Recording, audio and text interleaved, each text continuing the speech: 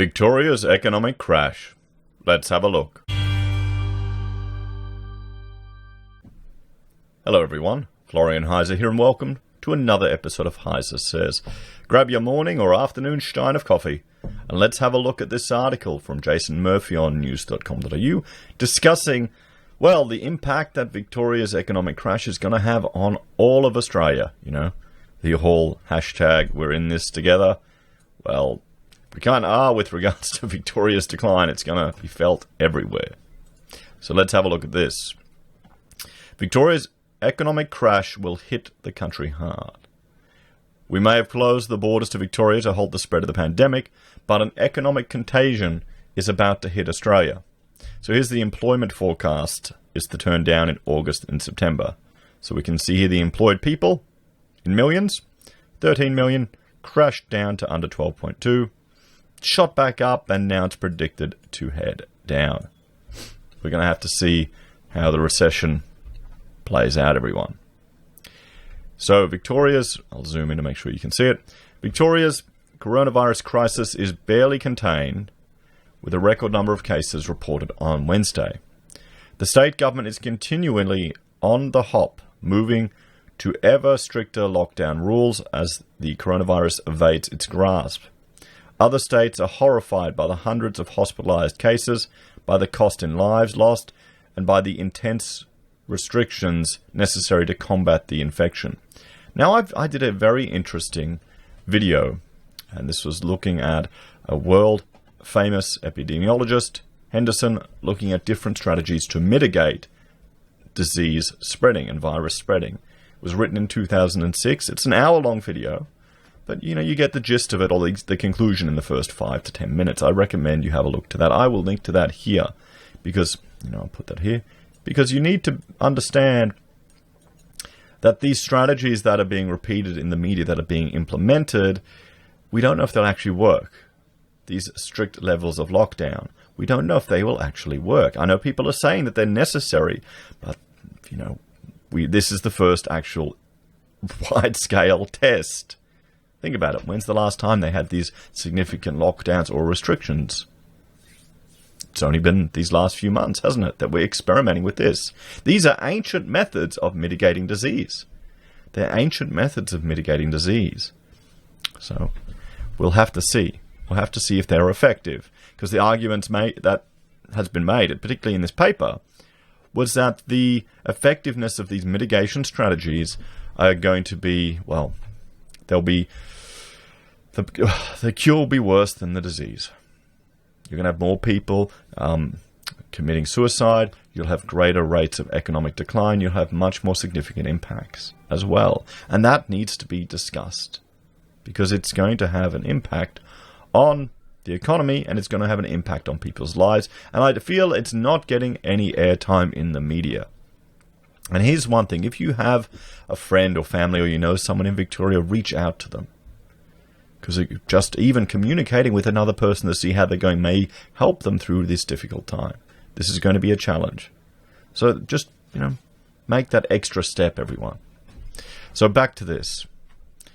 So every Australian state now has its border closed to Victoria in hope of keeping the virus out.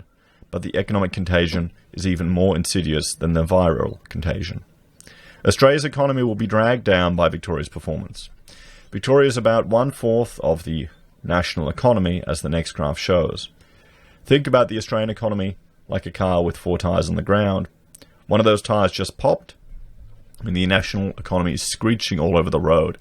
We need to regain control, pull over, fix the blowout, and slowly get moving again. I mean, there you go. Total industries, 23.3%.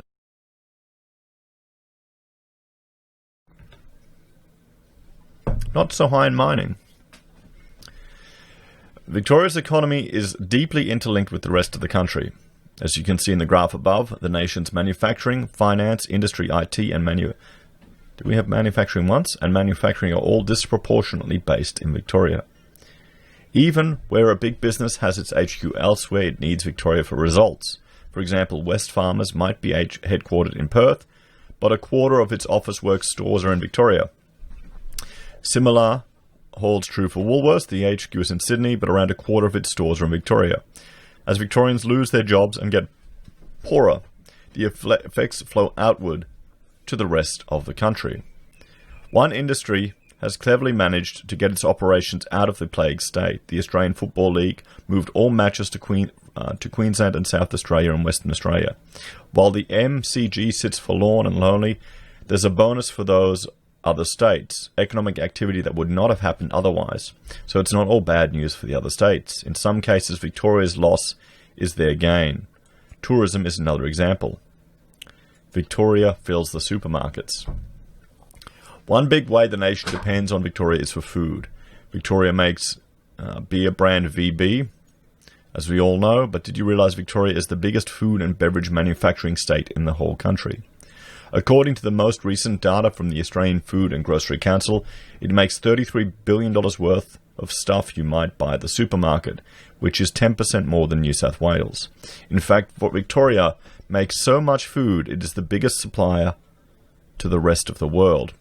43% of Australia's grocery exports comes from the smallest mainland state.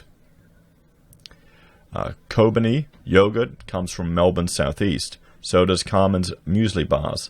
Don Salami is made in regional Victoria. There's thousands of food manufacturers dotted all over Victoria, and they are mostly still allowed to operate under strict COVID-safe plans. These businesses have to keep going because we don't want the whole country to go hungry. Even abattoirs, which are the cause of many outbreaks, are still operating at 2/3 capacity, so Australians can still get their chicken drumsticks and lamb chops. This vital role means it will be slower to arrest the virus in Victoria than if those businesses were shut down.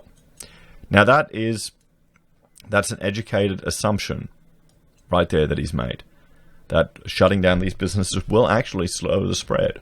There's a hope it will. But have we actually seen it materialize? We've got a second wave coming back. And then if you slow it down, you may get a reoccurrence from someone else, and then the whole thing starts again. This is all based on the theory that there's two approaches to dealing with a pandemic or with a plague. There's two fundamental approaches. There's one is to slow the spread and contagion, to draw it out, so you've got a longer one with less intense. And they're hoping that's the strategy that they're generally looking at implementing to mitigate the impact on our health services. The second strategy is to have a much more intense viral outbreak with much greater impact on our health services, but a much shorter period. They're the two approaches. Which one is correct, which one isn't? We'll have to see. So you just need to appreciate that when we're reading a lot of these things. It seems to be everyone is just falling lockstep that this is the complete solution, but we're living in an experiment here. We're living in an experiment here.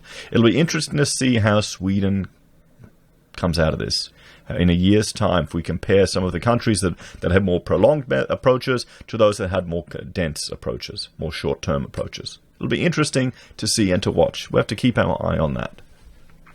And I'm hoping there will be a dialogue and a discussion on the public forum about these different approaches so that we can learn from it as a people and as a civilization, so that you can be critical of, okay, Sweden, they did horrible, look at that. 5 years' time, it was a complete failure. Oh, wait a minute, no. Look at all these countries that just dragged it out. It had so many of these other unintended consequences. Look at the social or economic damage that was caused here. That was much worse. So, the effect. The whack to the national economy from Victoria's outbreak will be substantial. As this chart from the ANZ Bank shows, it means national employment will no longer improve in August and September. Instead of the slow, grinding recovery that was the best we could hope for, we're sinking deeper into the mire. Well, yes, I mean, I don't think we're ever actually going to see a recovery until all the support mechanisms are removed, until all this mess has been dealt with the illness, and then we'll start to see the economy pick back up again. Have we really hit the trough? Have we hit the bottom? Is that what people thought? So this means more and more Aussies finding out they're redundant, more and more Aussies ending up on the job seeker payment that's about to be cut, More and more Aussies applying for every job that is advertised and being frustrated they don't even get an interview. Westpac has revised down economic growth forecasts since the Victorian outbreak and says that by the end of the year all Australian states will still have weaker economies than they had in December 2019. We expect New South Wales to be 96% by year's end. Victoria at 90%, that's a big drop. Queensland, South Australia, Tasmania and Northern Territory at 97% and WA at 99%, wrote Chief Economist Bill Evans in a research note on Wednesday. Nationally, activity by year's end will be around 95.3% of the end of 2019 levels. Of course, these forecasts are made at a time of unprecedented uncertainty. The future has never been so hard to predict. Maybe the Victorian outbreak will clear up quickly as summer comes and the national economy will spring back bright and hard. Or maybe the mini outbreaks in New South Wales will worsen and the national economy will soften and crumble. We're at the mercy of forces that we can barely control. Like I say, I would argue we can't even control them at all. I would take the very stoic approach that there's certain things beyond your complete control. Utterly beyond. So you need to be aware of them. You need to try and plan to mitigate and deal with them, but you shouldn't let them affect you emotionally. So the one thing we can control is government spending. The federal government has already done a huge amount to stop the economic calamity becoming even worse. If needed, it should do more to prop up the Victorian economy. Remember, a quarter of all the economic weight of Australia rests on Victoria, and it will be in the nation's interest for it to be as solid as possible. I mean, Jason is definitely an interventionist with his economic philosophy and approach, and the theory that he proposes, which that is an argument that a lot of people are putting forward. That is a lot of people are putting that forward. The danger is when it goes into the MMT world and it gets, very, very slowly stepping towards complete central planning and degrading into socialism. So we'll have to see. So what do you all think, guys? What are your concerns for the future of the economy here in Australia? Victoria, 25%. Potential food export impacts. Potential food distribution impacts. Do you think the economic damage is worth it? Let me know your thoughts and opinions in the comments below. Please like, share, and subscribe to the channel. If you're a fan and want to support the content I create, there are a few ways you can. You can join the channel on YouTube or Patreon. You can support us using our affiliate links at Amazon, eBay, Independent Reserve, or Kucoin. You can buy our merch from HeiseSays, use Gold Pass from the Perth Mint, or support us via PayPal. Take care, everyone. Have a great day, and I will see you all in the next episode.